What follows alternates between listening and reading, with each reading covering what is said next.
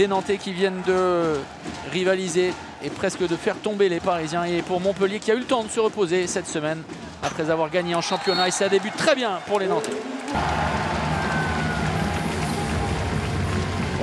Pas Thibaut Brié. Oui, avec Linus Persson aux côtés d'Emeric Min qui a vraiment été excellent. Ouais, ça c'est superbement bien joué. Bravo. Et l'arrêt de Marin Chego. Et bien voilà, en quelques instants, le Croate vient de balayer les doutes. La défense 2-4 en tout cas qui alterne, hein, surtout en dissuasion. Moscariello, c'est très bien joué de la part de l'Argentin qui a glissé dans le dos de la défense. Panic, Villemino qui est passé. Bien vu. Problème de répartition là, hein, de Marchand. Oui, c'est vrai, Théo Monard, heureux hein, de ne pas être exclu. Je ne sais pas si vous vous souvenez des superstars du catch. Bien joué. Vous vous souvenez de Jack the Snake Robert, la prise du sommeil? C'était un peu ça. Théo Monard, sans doute grand adepte. C'était Hulk Hogan.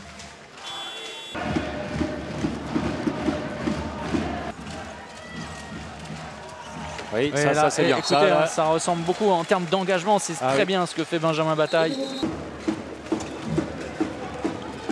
C'est bien fait. C'est bien fait. L'arrêt de Marin Chego. Et derrière la montée de balle avec Bataille. Prendre les responsabilités, Diego Simone. Et le ballon gratté par David Balaguer. En relais avec Marchand. Balaguer dans le but vide évidemment. Et Patrice Canaille est fou de rage sur le changement qui n'a pas pu avoir lieu, pardonnez-moi. Non, et puis cette passe de Diego Simone, hein. Ce n'est pas la première fois hein, qu'on voit David Balaguer intercepter le ballon, jouer ce qu'on dit, comme on dit, la gratte sur cette dernière passe. Oh là, Lazarov, dont le tir vient s'écraser sur la barre. Et à la pause, Montpellier mène d'une longueur, 12-11. Oui, ça s'est largement calmé dans la seconde partie de la première période. Nombre de buts. Un match qui s'est densifié en défense particulièrement. Et les Montpelliérains ont le plus petit des écarts.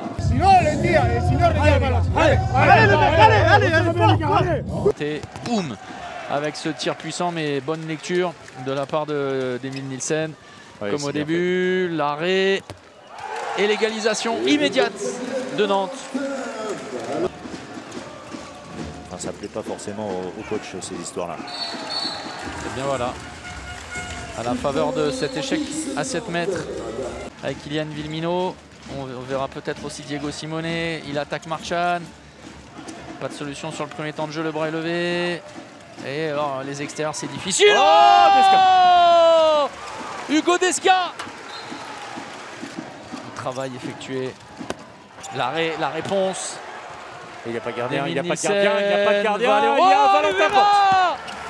L'arrêt de Valentin Porte pour empêcher le ballon de prendre le chemin des filets. La sortie de Théo Monard, le renversement, le ballon gratté par Thibaut Brié. Pas de gardien, toujours pas de gardien, encore moins de gardien. Il n'y en aura pas de gardien, il n'y en aura pas. Et l'intelligence sans se précipiter des Nantais qui ont pris l'information. Il n'y avait aucune raison de se hâter puisque le changement n'avait pas pu avoir lieu. Ça s'appelle de la lucidité. Et pourtant, c'est encore possible grâce à Emile Nielsen notamment sur cette contre-attaque. Mais si Montpellier venait à trouver la solution, le MHB prendrait une réelle option. L'intervalle est trouvé. De temps Emile Nielsen. Elle est folle cette fin de partie. Non mais Nantes a la possibilité de revenir très vite finalement. Oui mais combien de fois Nantes s'est tiré une balle dans le pied sur ses opportunités. Lazarov, plein centre hors secteur. Brié, pas en position. Oh là oui, ça avait été fait. Ça va, Emeric Min. Il reste encore 1 minute 10. Et encore une fois, hein, le jeu sans gardien de but pour Montpellier. Ah, il est passé, il est passé. L'arrêt d'Emile Nielsen. Emile Nielsen. Oh, le Deus Ex Machina qui va offrir aux Nantais la balle de match. Il n'y a plus de temps mort pour Alberto Entreos. Voilà la différence. Le bras n'est pas levé. Et Dragan Pechmalbek va changer à 6 contre 6 en joueur de champ. 20 secondes, le bras élevé. Oui, oui, parce qu'ils n'ont pas fait action de jeu du tout. Lazarov. Oh, le Macédonien. 18 secondes. Et ça se passe en gardien, donc à 7 contre 6. Alors le problème, c'est pas ça. C'est pas ça. C'est pas d'être 7, 8, 10 sur le terrain. C'est de marquer un but à Emil Nielsen sur les dernières possessions. Ça n'a pas été le cas. 7 secondes. 7 secondes. 7 secondes pour une qualification ou une prolongation. Nasinovic avec bataille. Simonet. Non, non, mais non.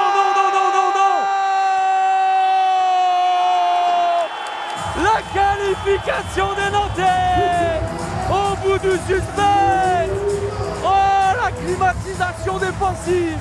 La récupération, mais quelle erreur des Montpellierins qui torpillent une partie qu'ils avaient entre les mains pendant de nombreuses minutes. Quel esprit, quel retour, quelle revanche de la part de Nantais qui ont parfois été tellement peu inspirés. Mais c'est bien Nantes qui affrontera Chambéry pour le titre en Coupe de la Ligue. Ah mais Thibaut, les émotions, les montagnes russes, c'est absolument incroyable ce match. Ouais, en première mi-temps on a mal commencé, on n'a pas très bien joué, mais on défend dur à la fin, on prend que 12 buts. Mais en attaque c'était dur et en deuxième là, pour un moment on passe devant vers la 45e je crois. On se dit ouais putain les gars c'est bon on va continuer, ça va le faire. Et il revient, nous passe devant 5 minutes de la fin. Et il nous sort des arrêts, et on défend bien et ça fait plaisir. La finale de la Coupe de la Ligue ça fait plaisir. Thibaut, vous avez du sang violet qui coule dans vos veines. Demain vous avez l'opportunité de soulever un trophée, c'est fantastique. Ouais non franchement c'est fantastique, ça fait longtemps qu'on n'en a pas gagné un. Et là on a la chance, il faut la saisir à 200%. Après on a du repos. Du coup demain on va tout donner pour la victoire et on verra ce que ça donne. Allez kiffer avec vos partenaires. Valentin, c'est énormément de déception parce qu'on parlait des montagnes russes avec Thibaut Brier, mais la partie s'est offerte à l'une et à l'autre sans jamais être capable de la tenir et de la garder. Ouais, c'est vrai que j'ai l'impression que personne ne la voulait parce qu'on a bien démarré, on n'a pas fait le break, je crois qu'on a 5 ou 6 balles de plus droit qu'on ne convertit pas. Derrière, on repasse devant en deuxième mi-temps, ils nous mettent un 3-0 en 1 minute 30. T'as l'impression que peut-être ça y est, on a la tête sous l'eau et là, ils ratent des immanquables. Enfin voilà, personne ne l'a voulu. Et à la fin, on a ce petit regain d'énergie où vraiment on peut les tuer. On a 2-3 actions. Mais comme je leur dis, tactiquement, rien à dire. Techniquement, ça va, c'est vraiment au chou quoi. À la fin, on bute sur Emile 2-3 fois d'affilée pour tuer le match. Ah, ça fait la diff et comme je leur explique, c'est des petits détails, on prépare un truc à la fin, c'est pas très bien réalisé, c'est pas bien communiqué. C'est des petits détails qui font l'expérience et cette équipe en manque encore.